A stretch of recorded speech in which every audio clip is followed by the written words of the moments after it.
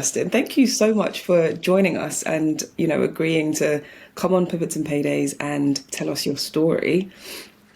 Yeah, Hawa. I'm excited. I really appreciate you reaching out. And yeah, I think, this is kind of just a cool thing to talk about. It's almost a little therapeutic, I think, in from my perspective. So No, glad to be absolutely. here. While I'm thanking you, I probably have to also thank the LinkedIn algorithms because that's where I first came across you, and I had seen a post that you put out, and I remember thinking it felt so authentic and so refreshing to see. Somewhere along the lines of I'm in my late 30s, I'm starting again, not because I failed at anything, but because I've decided to finally start listening to myself. And I thought, wow. And immediately, like I sent you a DM straight away and Yeah. thank you for agreeing to come on. So yeah, where were you context wise? What made you put that on LinkedIn? It's honestly been a struggle of mine over the last few years, just trying to figure out what I am, what my identity is, and in this world and in the workplace. So for whatever reason, I was just in a place where I just wanted to put those feelings out there, in case anyone else was going through it. I had kind of at that point worked through and felt like I got over a little bit of a hump as far as my self-image went and my self-confidence, and I just wanted to share that. It was really at that point because I'm not anyone on LinkedIn. I post things that I learn, kind of my journey through this transition in hopes, Yeah. that it helps me network and eventually find a job. So I was just kind of just putting my thoughts out into the void there when I put that out there, and a lot of people reacted the same way you did. I kind of felt like those were thoughts that a lot of people had at that same moment in time, and it was great to see that kind of reaction. It kind of felt validating for me as well. So Yeah, I mean, first, I would stop you there. I don't think you're not anyone on LinkedIn. I think that you've done such a phenomenal job of like sharing the in real time story of what you're doing. And as I went through lots of your other posts, it's quite evident to me that like people do resonate with a lot of what you're saying and people are following that journey. That's probably what comes with being authentic and telling your story. There is going to be a community out there of people who are going through similar things and want to see how you're navigating it. So I think the fact that you're doing that and like you're building up that personal brand on LinkedIn. So yeah, you're Dustin Bright on LinkedIn. yep, yep. Thanks. I appreciate that. Yeah, it's been cool. LinkedIn is definitely, if anyone is not using it, you should be. I wasn't always on board with putting myself out there in any sort of social media space. Felt like over the last handful of years, it maybe felt more retreat and become more of a digital hermit and just kind of see what was happening. But the response and the people that I've met just through these attempts of being vulnerable and putting myself out there, has been well worth the effort. So Yeah, and that's amazing. Before you kind of started your pivot journey, and people would ask you, you know, what do you do? What would you say? I know you've talked about kind of like over the last few years figuring out identity with respect to what you do and who you are. How did you answer that question before you started this pivot journey? the easiest way I could, and I would just say I'm a stay-at-home dad. 5 years ago, right when COVID hit, was my pull out of the workforce to, start raising my daughter from home, while my wife had finished her degree and was wanting to launch her career in UX design. So that enabled me to stay at home, and during that time, it was brushing up on skills, finishing my degree, trying to find my own way, and it's been a lot of hopping, it's been a lot of different jobs, a lot of different hats. So, but just trying to explain that to you, it's an earful, you know. So when people just ask me, I would just say, I'm just a stay-at-home dad. You know, I didn't really go into too much detail. It's just easier that way. So, It's one of honestly, it's one of the questions that I dread so much as someone who also wears many hats. You never really know how to answer. You know, the answer changes like every single day. So it's mhm. yeah, I completely resonate with what you're saying there.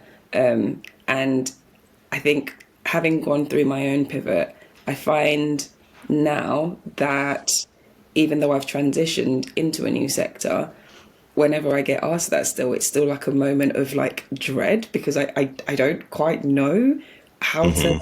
necessarily answer that, how much detail to go in, how far back do I go? So it's still figuring out identity in that respect, which is interesting because it's unexpected. You think, okay, after you pivot, you're gonna have it all figured out, and that's just not Right. the reality of it, you know?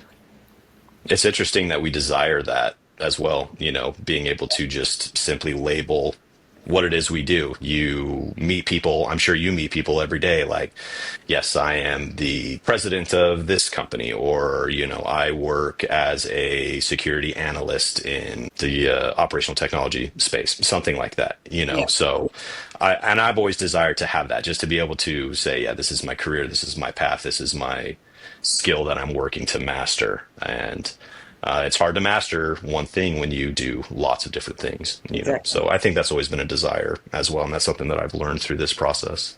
Giving you the space to like actually talk about the background and go into as much detail as you want or as little detail as you want, but could you take us through what your background has been so far leading up to the point that you're at now? Yeah. You know, I think if we go back in time and try to figure out what my foundation is, it would be that I'm a veteran. I was in the military for 6 years here in the U.S. I did a tour of duty in Iraq back in 2011, 2010, 2011. Mm. Um, so, you know, a lot of things that I am are based off of that experience and what I turned into during that time period of my life. Um, you know, I managed a staffing agency for a few years. I got an opportunity to go and dig up nuclear waste burial sites that had been around for, you know, since the Cold War, post World War II era. And so I did that for 4 or 5 years, digging stuff out of the ground, processing it, you know, with the machinery by hand. So, you know, right then and there, it's like that's a huge jump. That's a lot of different things that I did. So, I was processing the nuclear waste until I became stay at home. And then once I was home, I finished my degree. I had been working on my degree since I got back from Iraq all those years ago. And COVID was there, and I was home with my kid, and I was like, "Look, I've got, you know, several pockets of downtime. I can make something work for me." So I finished my bachelor's in business management from Boise State University, and then you know, my wife, I had mentioned, is works in UX design, and so she was like, "Hey, it's a pretty poppin' industry right now," and so I found a 6 month boot camp to go into UX design through Hofstra University. And by the time I got out of that, I really thought that it was going to be easy finding work. Mm. But that was at the end of 2021 by the time I finished that boot camp. So turn of 2022, the industry was really like I was kind of late to that. Mm. So it was super saturated. A lot of people fresh out of these boot camps, you know, more to show on their portfolios than I do from like the projects that I had worked on. Mm. So it was a real defeating moment for me. I had spent, you know, a year and a half applying, looking for work, trying to network with who I could. It just wasn't my strength back then. Yeah. And so I never even got an interview during that time. Like yeah, it was pretty defeating. So I was like, okay, I just need to figure out something, you know. So opportunities, whatever opportunities presented themselves, I would pursue. I went back into staffing for a little bit. I tried my hands at teaching. Yeah. That's not me. Mhm. Props to the teachers out there. You guys have one of the hardest jobs in the world.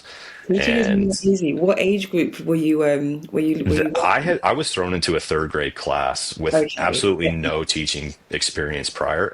I do not envy that at all. I can imagine that would be so difficult. Yeah.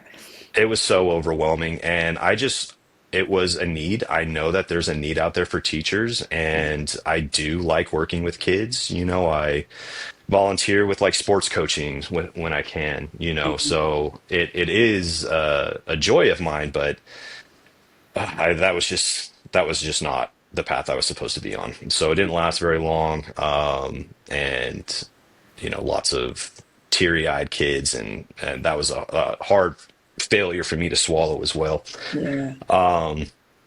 So then I was like, okay, let's go and try to find something else. So I got my insurance license and I started working to sell life insurance, which, no offense to anyone that works in that industry, but that is just soul sucking to me. I just don't like being a pushy salesman. It just wasn't the challenge that I wanted to apply myself towards, was being that kind of person. Yeah. And so that is what led me up to, you know, trying to pursue cybersecurity. So yeah, lots of different things that I tried and failed at, but I learned lessons through all of those. And I think now that I'm kind of out of that zigzag time of my life, it was just me trying to find my path. So Yeah.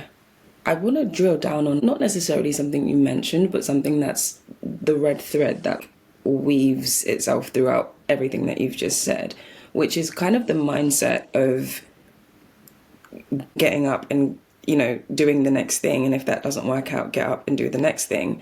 How did you cultivate that in yourself? Because actually, what you've just described in terms of finishing some sort of boot camp or finishing some sort of education program and being excited to do the next thing and get into the industry and not necessarily being able to do that, that's the reality for a lot of people when they do come out of similar programs or even coming out of university. I know that there's been a lot of graduates that have found themselves in that situation, and we're in a difficult labor market.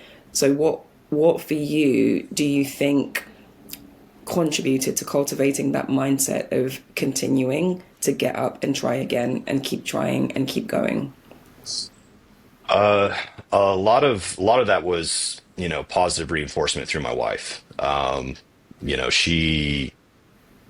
She just wanted me to be happy and to find something. My daughter was getting older at that point in time, and so I was having more and more free time, and I knew not just what I was worried how she was perceiving me and my actions, but my own self perception.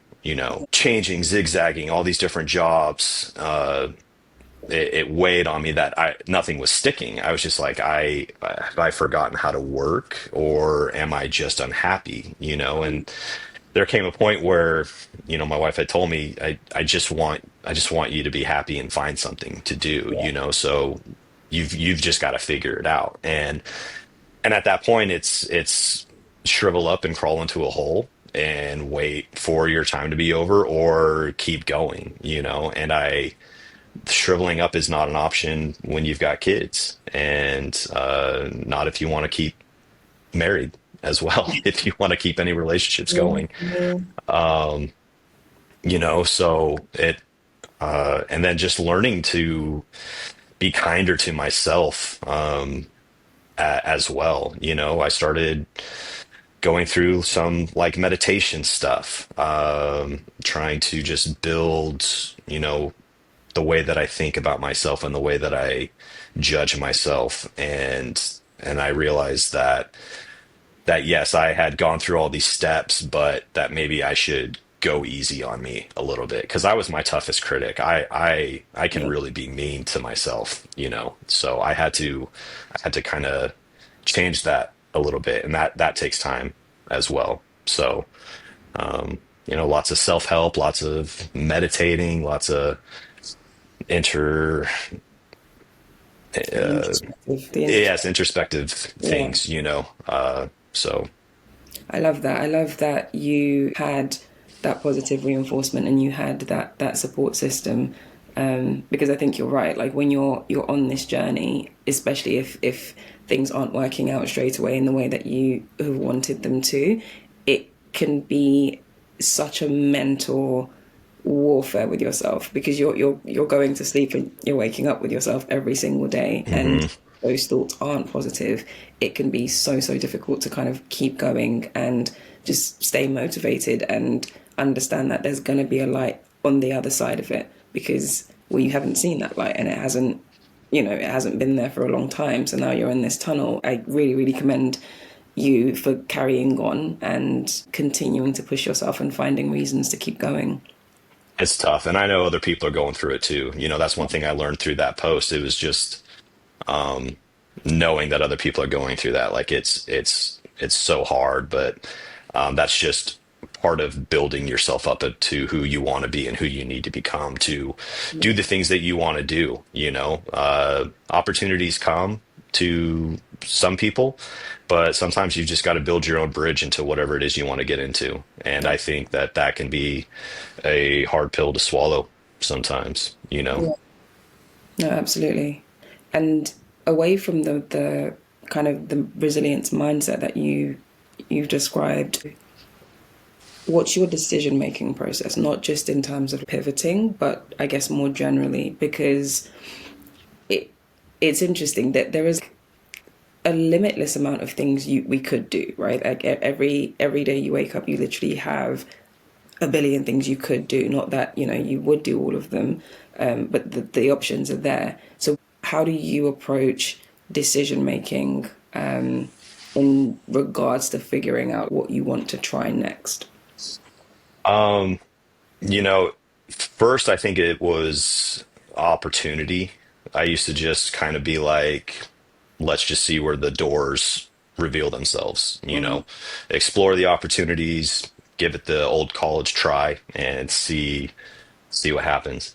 Um, and I think that worked for a little bit, but it can also, I don't know, sometimes a little bit of guidance is necessary too, and maybe one's thought processes to how they make decisions can evolve over time to whatever the situation is.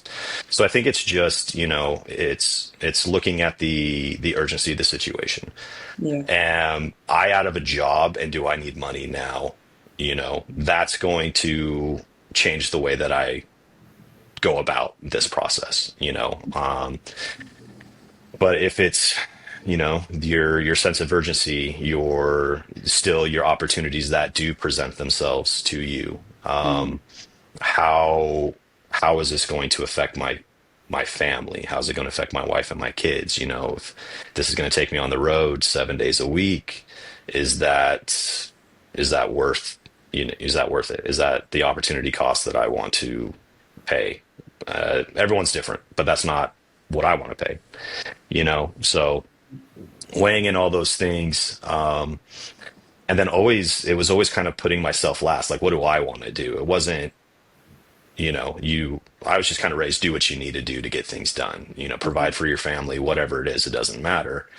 But I was in a unique situation because my wife was working, and I was the stay-at-home parent who had a little bit of leniency to do that. So, definitely trying to put a little bit of self in that decision making process as well. Not yeah, without being selfish, of course, but you gotta include you as well. You can't take care of everybody else if you're not taking care of yourself on some sort of level as well. yeah, absolutely. It's a really interesting point you mentioned as well, because I think that's probably the two variables that people that are pivoting have to contend with consistently, like that urgency versus long-term strategic thinking. Time is a finite resource, right? Like, what do you spend your time on? Is it the urgent thing that's going to put money in your pocket today, Or is it investing that time into, I don't know, doing a really long boot camp or doing some sort of program which maybe isn't going to pay you immediately, but actually that might put you in a better position because you're going to learn the skills that you're going to be able to apply later on. And I think finding that balance by understanding kind of your own context and your own situation, which it sounds like is what you've done throughout your pivot journey, is a real is an art more than it is a science. I don't think there's a one rule for all Yeah, for sure. that's gonna that's gonna fit everyone. So Yeah, you just got to learn to listen to yourself a little bit too. And I don't know, just look at all the forces and everything that's, you know, working with or working against you outside of your own realm. It's a lot of different things to consider, but take the time to consider it as well. Don't just rush into things either. yeah, yeah, it's a really good flag. In your when you were pivoting, you've mentioned you were in a fortunate position because your wife is working and she's able to kind of support while you've been on your pivot journey. Are there any challenges that came with figuring out and planning what that was going to look like for the two of you? Yeah, I mean, time, like you said, is finite. It is a huge constraint. It is an even bigger constraint when you have little ones at home. Mhm. And we just added our second one last summer. So, Congratulations. yeah, thank you. So the time is even thinner now Yeah. to go around, and it's just, you know. I guess communicating and just setting those times aside, whether it's, once she gets off work, let's have dinner together as a family. And if I need to go disappear for an hour or two and just put a little bit of time into my studies, especially finishing college, that was when you have like a lot of, the assignments due and you've spent that much money on your degree, Yeah. you're going to lose some sleep at night trying to accomplish what you want. But yeah, just scheduling that time in and just, having a support system to understand like, you need to put in those times too. And when she's off work, she's going to go straight into, caregiving mode and housekeeper mode too. So just building that team effort. And then any time that you can fit in doing one thing while doing another. If I'm folding laundry, maybe I've got Professor Messer YouTube videos playing on the TV, or I'm listening to, the CyberHub podcast with James Azar, things like that. Just consistently listening to things and just having it be a part of your background as well. Trying to absorb as much as you can when you can.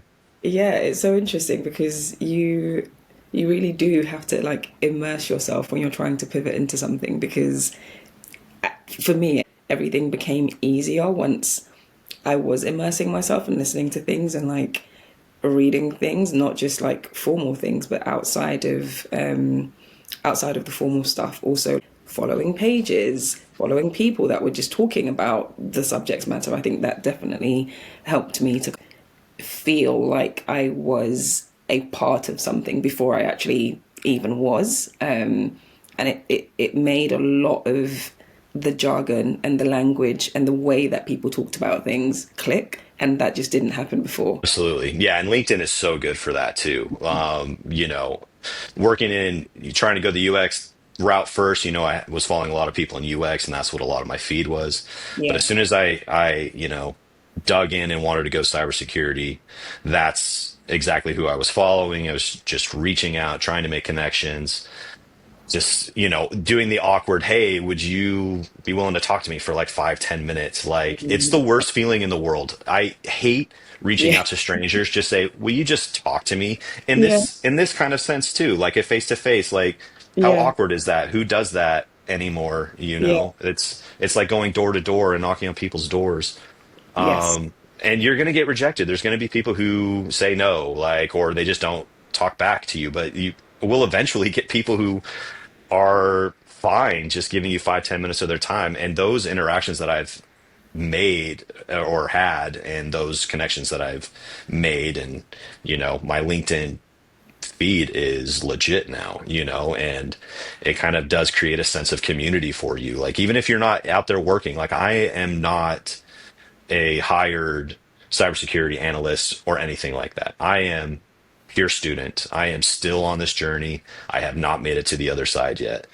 But creating that sense of community has made it so much easier. And you've got to find the subject matter interesting too. Like, if you are not interested in this kind of techie nerdy stuff, then you're going to get bored quick. But I find it interesting. I find the applications, I find the way, adversaries do their things. Like, it's just also interesting to me. It's so creative. It's almost, it's almost an artwork for some of these people that are really into it. Yeah. So, What, yeah, 110%. I think that's like one of the biggest gems actually that we can probably give out to someone who is mid pivot or thinking about starting to pivot. Like, get on LinkedIn and start to like immerse yourself and follow people who are talking about the thing that you're interested in. I think that's probably, even before you're in cybersecurity necessarily, like, you start to build a brand and you start to better understand what to follow and what things to think about and what things to start to build a perspective on and an opinion on. And that will make your conversations easier, whether that's in interviews or that's when you meet people randomly who may have an opportunity that they can give you. It does help to know what you're talking about or sound like you know what you're talking about, and that comes if you're following the right people. So if you haven't yeah. done that yet, definitely do that. And you said something else that was really interesting that I wanted to pick up on, which is when it comes to building that community aspect. That's such a overlooked aspect of that pivot journey. And I think when people think about community, usually you think, I'll join a community and I'll take what I can from them, or they're going to be able to give me X. It's so much more than that. When I was going through your LinkedIn in particular, you've done it so masterfully where you have built quite a good following on there, and you do have a bit of a community on there. But you're not just taking stuff. You're not just reaching out to people asking them to talk. You are sharing your insights. You're sharing your learning. You're sharing the things that you're thinking about and doing, and what other people should be thinking about and doing. And you're adding so much value as you go. And I think that's the key part of like building community, making sure that it is a two-way thing, that you are adding value to as much as you're taking value from. And I think you've done that really, really well. Yeah, thanks. Yeah, I appreciate that. It's just more fun that way, being involved, and you don't need to come across as an expert who knows it all. Like, I mean, if you do look at my feed, it's pretty obvious that I am learning this stuff and I'm just trying to Yeah. be involved in every way that I can. But speaking to other people who are new to it, being welcoming to them, like, Yeah. everyone, when you do this and you do find a community, I think people, you should be able to get a sense pretty quickly if these are kind of your people or not, Yeah. Yeah.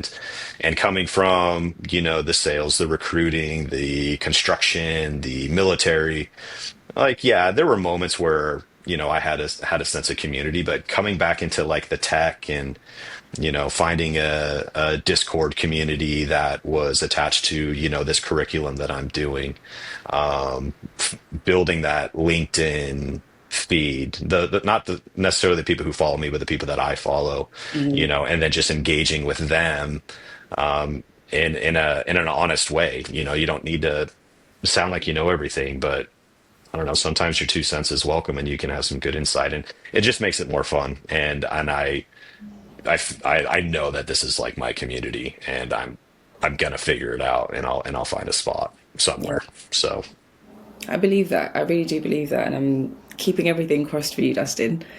thank you. So we've mentioned kind of time and finances as two constraints while you're kind of in that pivot journey. Are there any others that you found, like any other resources that you were surprised by, in terms of there being constraints? And it could be things like social capital, which we've touched on slightly as well. But was there anything else that was surprising for you? Um, I think, like you said, the social capital for me, like I take that as my ability to interact with people face Yeah. to face. I'm not a full introvert. I'm not a full extrovert. Whatever you call it, that's a mix. I do enjoy my me time, and I do have bursts of energy where I can go out and I can interact and talk to people. But those days where I'm talking to people or whatever, like I'm pretty mentally drained afterwards. Yeah. I need that time to recoup. And the people who can go out there and just talk and be in front of people all day long, like power to them. Like Yeah. that would make for an interesting life, but that's just not how I'm built. And that's definitely something because while you're going through this and putting yourself out there and trying to meet people, you are going to tap into that resource. So you have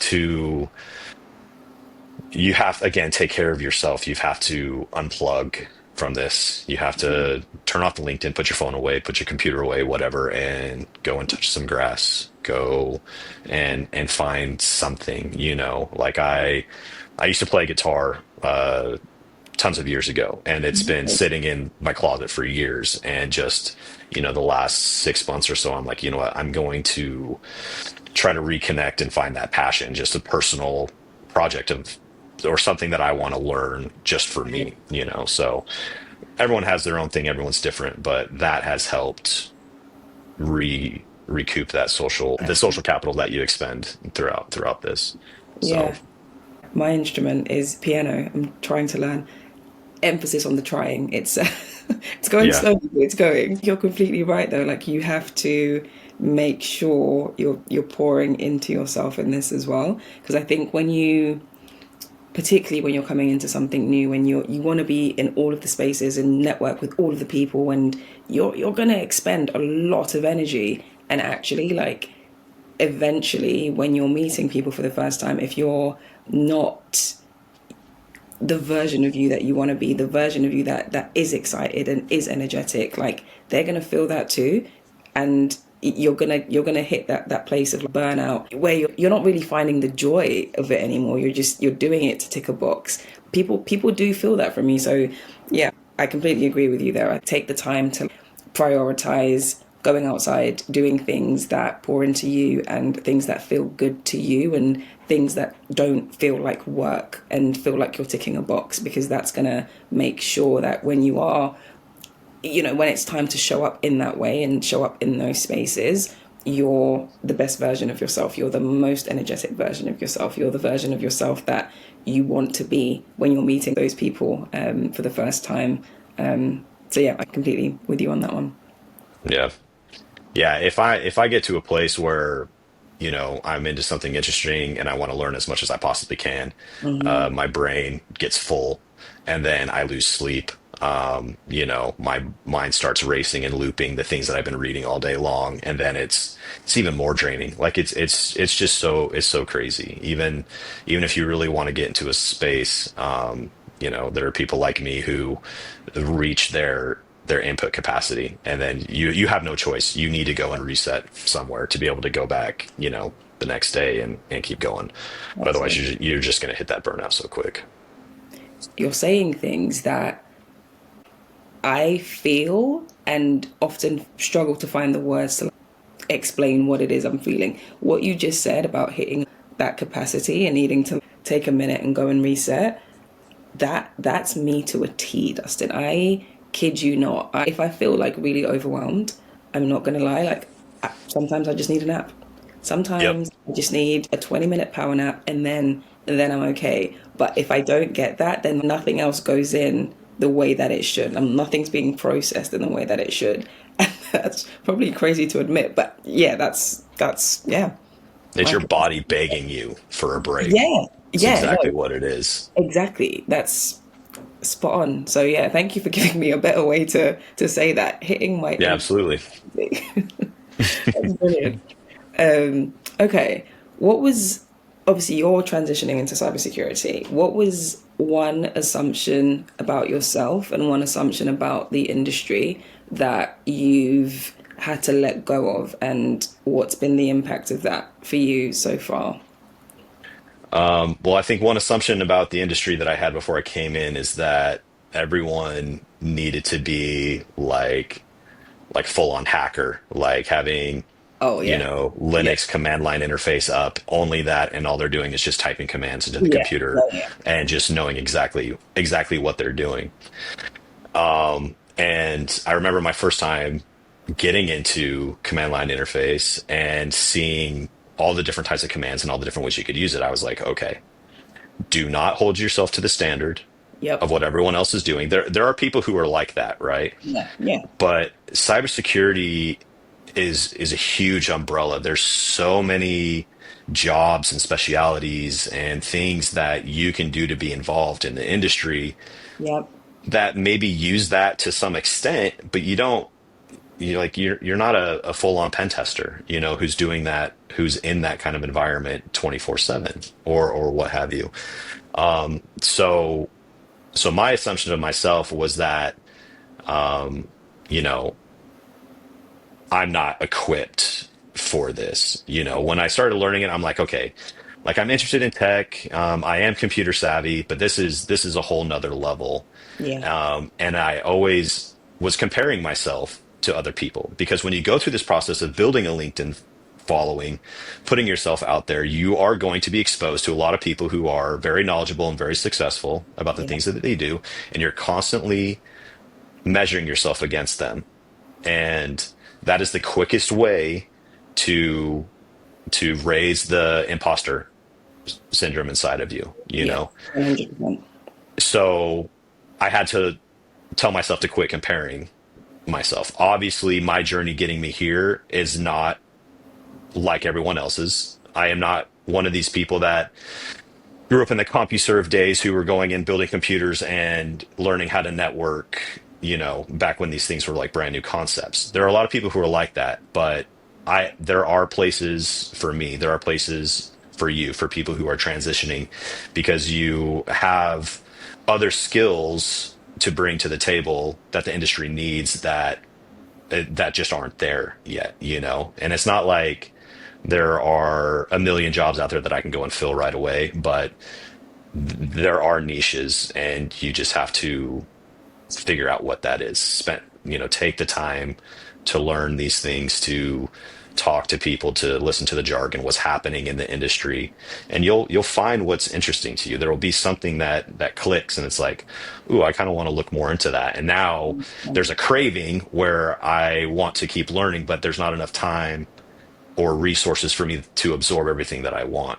So I'm also not being judgmental to myself for being slow on that. I'm just trying to maintain consistency and building the habits of every day learning something new, even small, or just seeing what people are saying, and Yeah. it builds from there. Yeah, 100. That's probably one of the things that I say most frequently when people reach out to me to ask about cybersecurity. It's it's that you don't have to be the most technical person in the world. Cybersecurity really is so vast in terms of the specialities and the disciplines under this umbrella term of cybersecurity. That's not to say that you shouldn't be technical. Of course, like there are so many spaces where you can leverage that technical expertise if that's the route you want to go down. But if it isn't, there's so many other things, and I think that's probably one of the things that perhaps the industry hasn't been brilliant at is really attracting the less technical people, because they deselect themselves and they assume that it's not going to be for them. And I know that there's a lot of work happening to make sure that there is that transparency and there is that understanding, and meeting people where they are, and making sure they know that there are roles in and spaces for them to fill in cybersecurity. Something you touched on was the building of those habits of learning new things. What would you say were some of the habits that you've built that has maybe given you like an edge or an advantage in your pivot journey so far? Well, the subject of cybersecurity, as vast and as technical as it can be super overwhelming. Hmm. So I'm lucky that I'm getting into this in the era of AI. Like, Yeah. I lean on that to give me an edge to be in a constant learning environment. Yeah. So, to say I built an AI bot. No, I've gone into ChatGPT, for instance, and I tell it the persona that I want it to be. I tell it the sources of information I want it to use, and I tell it how I want it to interact with me. Hmm. That it's basically an individual, a persona who is a red teamer, but who talks to me like a mentor talks to a mentee or a teacher talks to a student, and to Hmm. break down concepts and whys and why nots. And so at literally every time I'm learning something, like the courses that you go through, like right now I'm going through Cisco's networking academy. It's like Okay. 120 hours of badges and stuff like that. Super interesting, but it is a lot of concepts. And sometimes when you're going through these digital learning platforms, it takes away from a traditional learning environment where you have interaction with experts, right? I have questions, you give me answers, we can talk back and forth. And so one of the things that I found with build like creating these AI mentors, these teachers, is I can have that interaction with them and they don't ever get tired. They just keep talking with you. They will work a problem through it as many times as it wants and in many, with as many different angles as it takes to help you understand. Now, it's not perfect. It does give you false information, Yeah. but when you start to use it in that context, you can start seeing what doesn't make sense, and then you go and do your own research to back it up, and then you can come back and be like, "Hey, Mr. AI, like you were wrong on this. Like this is Yeah. what I found," and then that's just been something that really has helped me work my way because I have lots of questions. I am always questioning why this, like that doesn't make sense. Yeah. Why does why is this labeled that way? Yeah. Help me visualize what this should be. So that's been a huge tool for me to use. And I think as a student, it gives me a huge edge in rapidly understanding new concepts. And then also you are putting that into your deeper levels of memory too by having those conversations with another entity.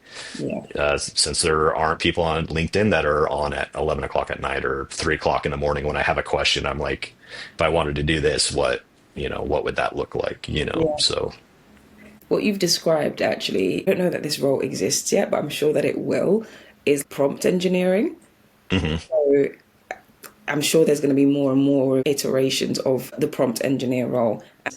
We're going to get experts who are great at prompting ChatGPT and other AI bots to be mentors. One of the things I think that AI is going to revolutionize is the teaching and learning space. It's like a private tutor in your pocket if you know how to prompt it. I used to work at an ed tech, so I spent a lot of time thinking about what the future and that intersection of, education and AI would be. And what you've just described, I think it's phenomenal. The power of leveraging that, particularly in your pivot journey, it can really be transformative. And I'm really glad that you've said that, actually, because if you are pivoting, if you're listening to this and you are pivoting, please leverage that. I more so than not, I still see people who are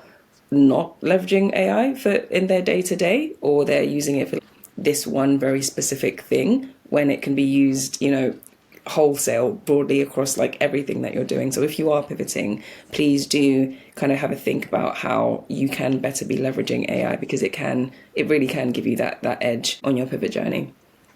Yeah, yeah, and this doesn't really have anything to do with the whole pivot, but like you said, the education sector, just thinking about the current needs of teachers and how many students that each teacher has, and Yeah. you know, students are not learning at the same rates that we used to. This Yeah. constant, well, is the world getting dumber type thing, and this is, Mhm. it's almost like a perfect fit. Like teaching teachers or anybody, like you can train this AI to be a mini you, talk like you, Yeah. include certain biases that you have, and now you are your student's mentor in their pocket all day long when they go home and work on their homework. Yeah.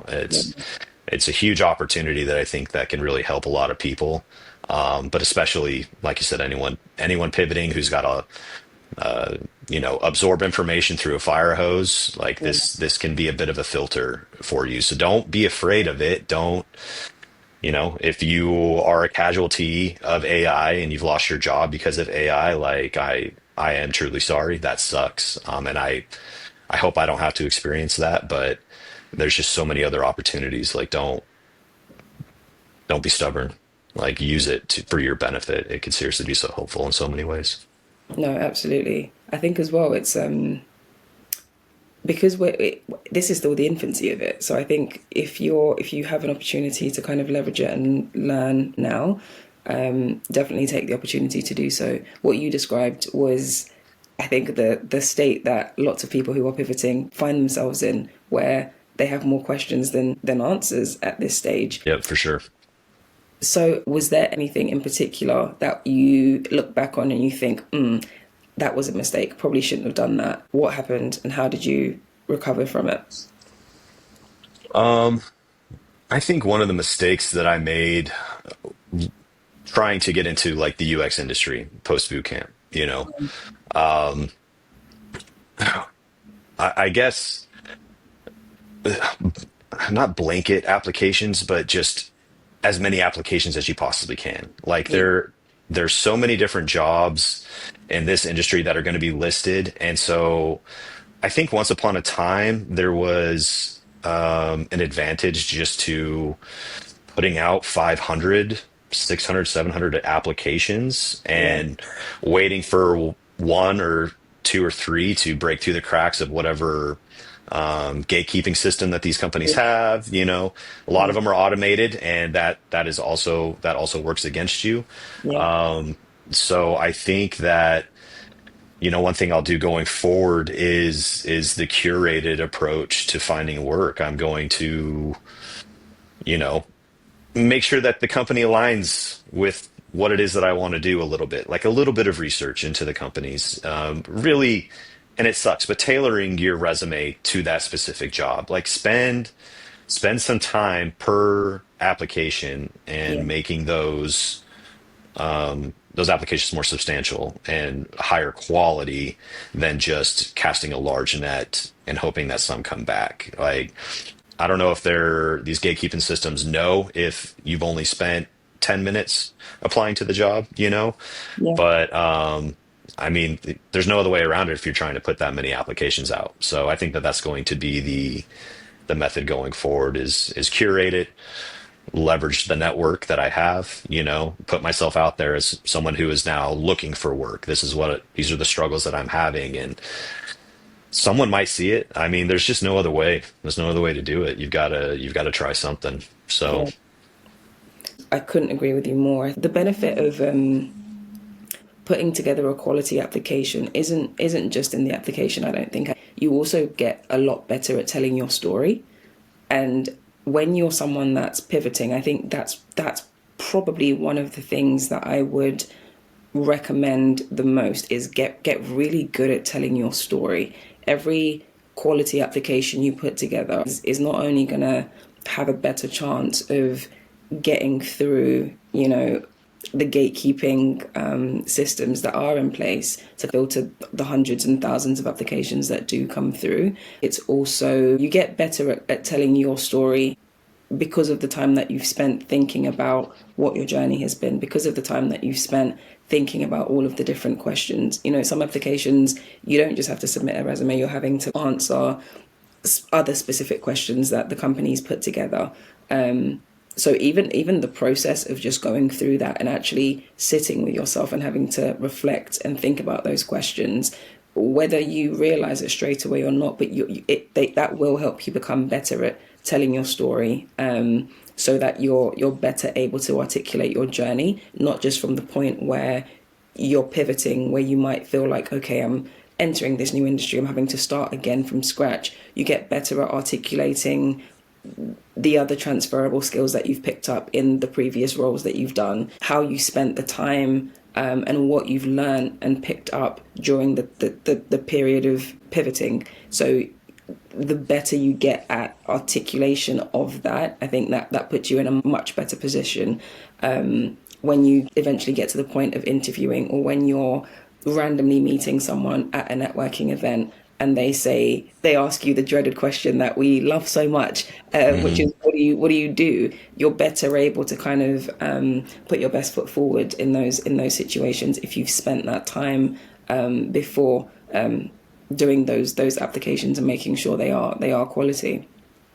Yeah, and it'll be a learned skill, right? The more time and Yeah. the more of these quality applications that you put out there, the better and faster you are going to become at doing them, because you get into these interviews and they ask those questions and you are trying to articulate whatever it is that you're coming from. And Mhm. they can pick up on that. They can pick up on that indecision. They can pick up on that, lack of self-esteem, um, Yeah. and just like you said, running into people, like we can't avoid that question anymore. We've got to lean into it and learn how to answer it in a decisive and positive manner. So that's something I'm still working on. This talking with you has helped work through, some of those labeling questions that I've had. And Yeah.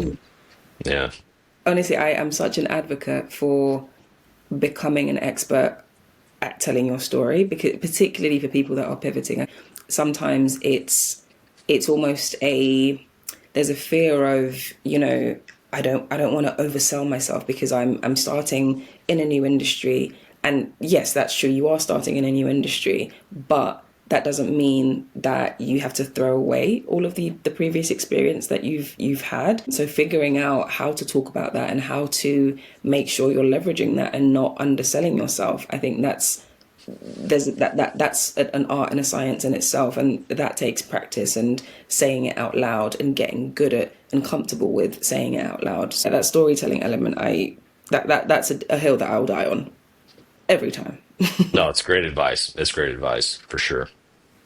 Awesome. Has there been a single person or a single community that has made the biggest difference in your journey, and how did they help? Yeah.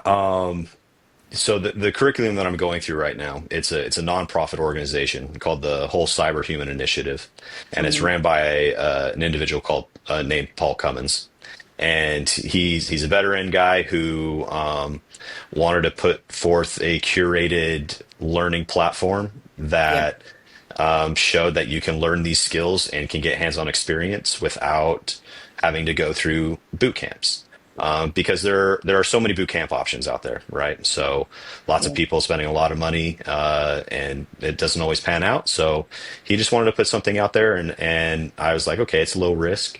I'll give it a try. And as I'm, interacting with Paul and getting, involved with the other students in the community, there's a Discord channel that we're a part of. That whole environment has been galvanizing for me wanting to stay in this and to pursue it. You're yeah, growing with others, everyone's sharing their struggles. There's lots of industry experts who are offering their time and expertise because they legitimately want to see this sector grow into what it needs to become to be successful, because yeah, everyone is struggling to get it to where it needs to be, and there are huge risks and a lot of things that can happen in this mhm, space if we don't tighten up and try to work together to make it happen. So definitely the whole cyber human initiative and that community that comes with it has been really great, and especially shout out to Paul. So that's awesome. I love that the focus is more holistic than just like all of the super technical things that you need to learn, because like we were saying earlier, cyber is so much more than the technical expertise. It's also the creativity, it's also the interpersonal, being able to talk to someone, and that can sometimes be the thing that makes someone new think, actually, I found my tribe. This is the space I want to be in. This is where I want to add value and make a difference. So yeah, I'm so glad that you found that. Yeah, it's been great. It's fun cheering on other people, and they cheer you on too. And again, that sense of community, it's so helpful in pushing you forward. And this industry specifically has such a great community of people and personalities. It's Yeah, it's great. It's been awesome. that's brilliant. I think a lot of the time, particularly when you're pivoting, maybe not just when you're pivoting actually, but people find it really difficult to like ask for things that they need, even if it's like a really small ask. Has there been a really simple ask that you've had to make that you found yielded really unexpected support or unexpected time or resource from someone? And what was the ask? So in this community, there's lots of like capture the flag events, right? It's kind of like the fun side to learning a lot of these technical skills. And so there's been a couple of these events that popped up. A lot of them are solo based, but there was one recently on Hack the Box platform. It was earlier. It was just like a month or two ago. It was all, fantasy themed and stuff like that, dragons, knights, and I'm a nerd. I enjoy that stuff. So, um, yeah, and so we were just like we were talking about, it. It's like, hey, do you guys, who wants to join the team? It's super low key. Let's just go in and see how we do, and just having a few people, just join in on that. It again just reinforces the sense of community, Yeah, and you learn things from other people. Like there's so many different skills that you can have, and if you go in and you're really good at, you know infiltrating websites or looking at CSS code or whatever, and can see where things are hidden on a website, but someone else is really good at like the networking side of things or cryptography or forensics. Like everyone has their own thing. their own niches, Yeah, and even in just the sense of that, like you can see where those different expertises come together as a team and can help accomplish things, and we're all just students. Like no one's out there, capturing all these flags and getting our way up on the leaderboard. yeah. But it was just fun. So just It's, seeing that it's interaction from your peers, yeah. having them be part of a team. It's the experience of that as well, because now that's something you've done that you can actively talk about. You are building that expertise, even though it's a fun thing. Like you are building that expertise as well, which is that's awesome. Learning can be fun. Learning can be fun. And if Learning. you can find an industry where you can have a little bit of fun, then that's a huge win. Like Yeah, lean into that. And that's what I found so far. that's awesome. What surprises you the most about the person you're becoming as you're going through your pivot journey? I think just my love for like geeking out with the tech stuff, seeing the different computer screens that I have in, my little corner and my own little home lab when I come in there and I, successfully, you know, shell into another VM that I have set up in the background, like, and I'm just over there giggling and, you know, Yeah, haranguing myself that I, was able to set up that connection. Just little things like that. I've noticed I don't know, a little bit of giddiness in it. So, but outside of that, definitely just some resiliency and knowing that even something as challenging as pivoting into cybersecurity, how different it is from so many different industries. Uh, like if you're a person who can learn something and wants to do it, this is something that you can get into and start making progress. And absolutely. it's just got to be a challenge you're willing to put yourself through. Specifically thinking about like emerging trends or emerging technologies or emerging skills, is there anything within that realm that you're really excited about right now? Well, definitely wherever AI is going to take us with this. Hmm. I think it's just a matter of time before, anyone working in a SOC or in any sort of setting is going to be able to have their own little personal AI tool help them Yeah. work through their issues. Outside of that, there's a new learning platform out there called LabShock. Oh, The nice. individual, I follow him on LinkedIn. His name is Zakar Bernhardt. He's built this platform to teach people who want to get into the OT side of things. So operational technology, basically, production systems, utility systems, things like that, that run in real world, but all use new technology and networking to be controlled in a central space. Yeah. Those are all really prone to security flaws and to hacking attempts. Yeah. And it's kind of the space where IT breaks out into the real world. It's not just me hacking and stealing your credit card information. This is me coming in and turning off that pump when you don't know it's off. And now your water filtration is not as pure as you thought it would be, things like that. So Yeah. Yeah. where that space is going in OT, it feels like there's been a huge gap, but it seems like people are putting tools together to make it easier for people to learn and to have practical experience in without actually being in a plant. So I'm excited to check out that platform when I get to a space that I'm able to focus on a new lab type environment, and yeah, I think that's what I'm most excited for. That's awesome. I know that there's so much work happening just within the industry around OT at the moment. I think that's I'm going to check out that lab as well. Actually, that's He's a it's great follow. Zakar, like what he's put into that, the amount of work he's put into that is yeah, amazing.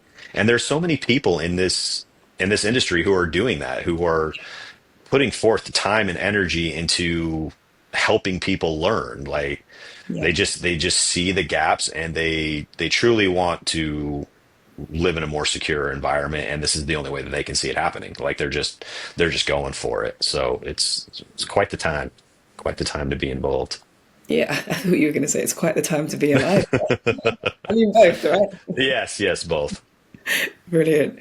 On the kind of community and sharing what's useful line of thinking for other people that are pivoting right now, is there any resource that immediately comes to mind other than the ones that we've already mentioned that you would recommend that they take a look at? You know, I think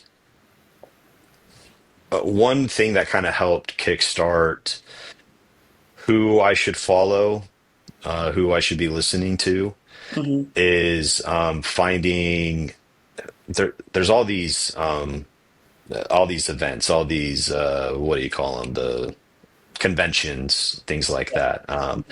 Microsoft's Build is happening soon. I can't remember the exact date. It's coming up. And a lot of these conventions, a lot of these events have, their free online versions where you can just go in and listen to some of these speakers. And so if you're pivoting into a new industry and you want to know who to follow and who to listen to without, I don't know, buying like some random high rated book off of Amazon, Yeah, start joining these digital events and listening to these people talk. And you're going to hear people that say things that are profound to you or that are super interesting. And then yeah, you follow them, send them a connection on LinkedIn. And most of the time they'll be like, hey, yeah, like, thanks for sending me a follow. You get a couple words back from them. And sometimes you even get a few minutes to have a conversation with them, just to say where you're at and if they've got one piece of advice for you. And so that would be kind of like my resource suggestion right there. I think that's such a good one because it's because it's quite low stakes as well. Some of the conferences or conventions, the the off-putting thing for a lot of people, particularly if you're just starting out, is that they are quite expensive or Yes. really far away, or there's lots of different barriers, I'm sure. But finding low cost ways to get part of that value. Yeah, you never know what it's going to unlock mentally for you, and also following those people on LinkedIn, and just shooting your shot. Like, reach out. You never know. Shoot your shot. Shoot Shoot your it. shot. You never know who's Yeah. going to be open to having a conversation. That's kind of how this came about. Yep. So yeah, I couldn't agree with you more there, really. Awesome. Okay, that's all of my questions. Yeah, you've given more value than I ever could have predicted, Dustin. So thank you Thank so you. much for that. No, it's been great talking with you today. I really appreciate you reaching out and just helping put this information. I hope that there's someone who can listen and just kind of feel better about themselves. So, Oh, I have no doubt that this is going to be valuable to so many people who are in that kind of in between space and figuring out, like, how do I navigate this? One, so that they know that there are other people that are going through the same thing, but you've also given so many resources and so many recommendations and so many tactics for people to try. And I'm really grateful for your time. awesome. Thank you so much, Howell. I appreciate it.